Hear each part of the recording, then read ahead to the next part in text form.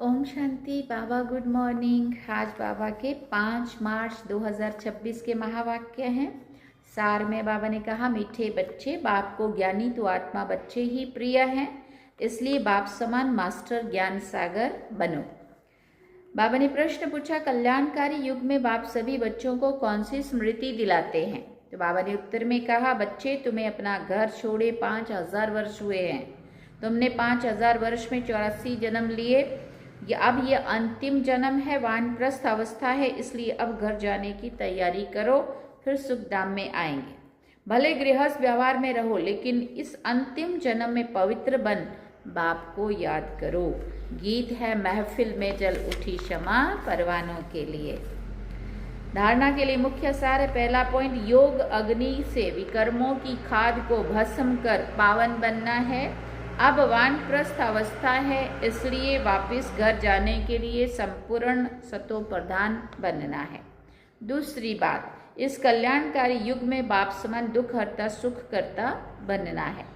वरदान में बाबा ने कहा, सदा कंबाइंड स्वरूप की स्मृति द्वारा मुश्किल कार्य को सहज बनाने वाले डबल लाइट भव।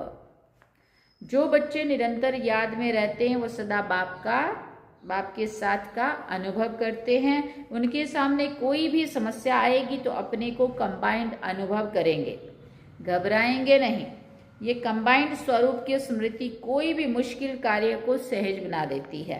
कभी कोई बड़ी बात सामने आए तो अपना बोझ बाप के ऊपर रख स्वयं सदा डबल लाइट हो जाओ, मतलब हल्के हो जाओ, तो फरिश्ते समान सदा रात दिन खुशी में मन से डांस करते रहेंगे। स्लोगन में बाबा ने कहा, किसी भी कारण का निवारण कर संतुष्ट रहने और करने वाले ही संतुष्ट मनी है। अव्यक्त इशारे में बाबा ने कहा, निश्चय के फाउंडेशन को मजबूत कर सदा निर्भय और निश्चिंत रहो।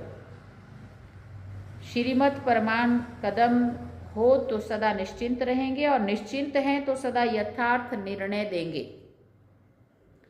जब निर्णय यथार्थ होगा तो विजयी होंगे। त्रिकालदर्शी आत्मा सदा ही निश्चिंत रहती है।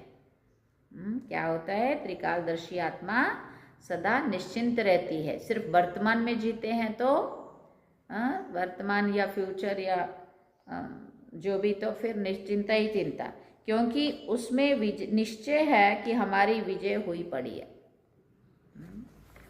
अच्छा, ओम शांति।